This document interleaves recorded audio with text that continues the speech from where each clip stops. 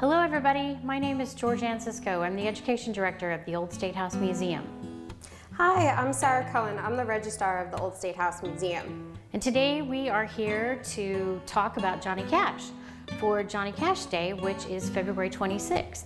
And we thought it would be fun to highlight some of the items in our collection, some that are on exhibit and some that aren't on exhibit right now, and talk about those artifacts and talk about the progression of Johnny's life from musician to TV star to movie star. Without further ado, we will get started with the costumes in this gallery. We are currently standing in the Play It Loud Concerts at Barton Coliseum exhibit because Johnny Cash performed at Barton Coliseum. And behind us, we have a stage costume that he wore for a 1976 performance for the bicentennial. And it was designed by Nudie Cohn, who is a very famous costume designer. He started out designing clothes for burlesque dancers in New York City and then went west and wanted to design shiny fancy clothes for Hollywood movie stars and cowboys. And he, over the course of his life, designed several things for Johnny Cash, but this suit is quite impressive. We've got two pieces with it, right? The jacket and the pants, and it's got this great detailing on the side with the stars, and then up here you've got the eagles on the shoulders. Stars and the eagles, all very good for the bicentennial. Yes. And tell us which concert he wore this. Of course, Georgianne. Johnny actually wore it for his performance in front of Congress for the bicentennial in 1976. And as you said, it is a Nudie Cohn suit. And Nudie kind of told Johnny a little bit, I know you're the man in black, but just a little bit of color. So he just went with the, red, white, and blue for America for the bicentennial. Just little hints to still keep with the man in black look for Johnny. Because Johnny Cash always wore black. There we go, the man in black. That's right. And we have these fantastic cowboy boots that went along with the outfit. And yes, you can see the eagle design on them and the silver buttons on the side with the blue leather fringe hanging down. Really, really amazing artwork with this costume detail. Yes. Now we've also got his guitar. Yes, we do. So this guitar was actually presented by Country Music Magazine to Johnny Cash in 1980, and it is a custom-made, one-of-a-kind guitar by the Martin Company. It is the only black guitar like this. They made it explicitly for Johnny. Wow, it's beautiful, and we're so lucky to have it on exhibit right now. Yes, we are. We're even lucky enough that Johnny actually decided to donate this to us, as well as his bicentennial outfit. So we have to thank Mr. Cash for that one. And that is wonderful that we have these items in our collection. And you can see them right now in the museum because Play It Loud is on exhibit through the end of this year. So we are over at our collection management facility now. Yes, we are, Georgia. And right here we have some of our Johnny Cash artifacts. We have everything from some of his costume worn in his 1971 film A Gunfight. We have a lobby card from his first film, which is right next to you, 5 Minutes to Live in 1961, and some magic lantern slides during his variety show years.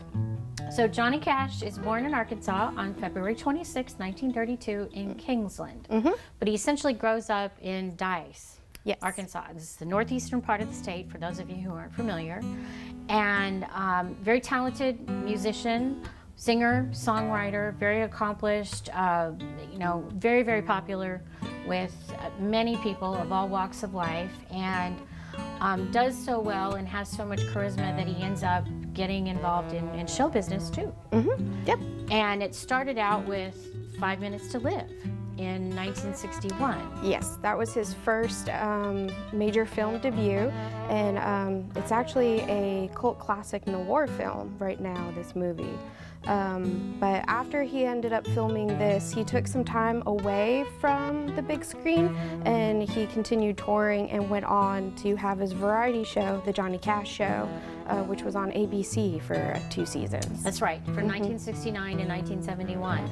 And his touring troupe, his regular touring troupe, appeared on the show. June Carter Cash, the Carter family, The Everly Brothers, the Statler Brothers, Carl Perkins, yes, the Tennessee Trio. that's right. Lots of people who are, performed with him over the years appear on his show, and then the show is canceled after 2 seasons when the networks go through and do what they now refer to as the rural purge, and they get rid of a lot of shows that were popular but were skewing to a more rural demographic, because at the time the network in 1971 wanted to attract a younger, hipper demographic.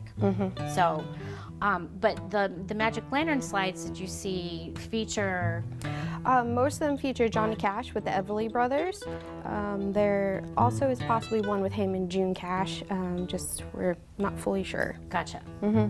Okay, now he does appear in Johnny Cash the musical as himself in the mid-1960s. And then that brings us up to 1971 when he appears in a gunfight with Kirk Douglas. And so interesting Western, it's got an unusual plot. The movie was basically sort of disavowed by the Mexican government because it seemed to condone bullfighting and gunfights, and but it was filmed in the United States, and it's about these 2 aging gunfighters who become friends and then stage this big gunfight to make all the money. And Johnny Cash is one of the gunfighters across from Kirk Douglas. Interestingly, Keith Carradine has, a very young Keith Carradine has his film debut in this movie. It's kind of crazy. And you can watch this on YouTube, actually. So, but we've got quite a few things from a gunfight. Yes, we do. We have 2 of his costume jackets, directly from the movie. Closer to you is a more kind of formal-esque type coat. It's a frock coat, basically. Yes.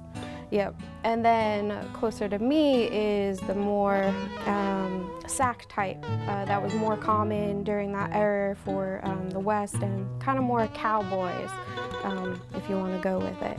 Yeah, this sack coat style that you see with the 3 buttons and the long kind of loose line, it's very common throughout the mid-19th century into the late 19th century, and it's made of heavy cotton, and it looks conveniently dusty and distressed, which matches the movie, because he's pretty dirty throughout most of the movie, dusty.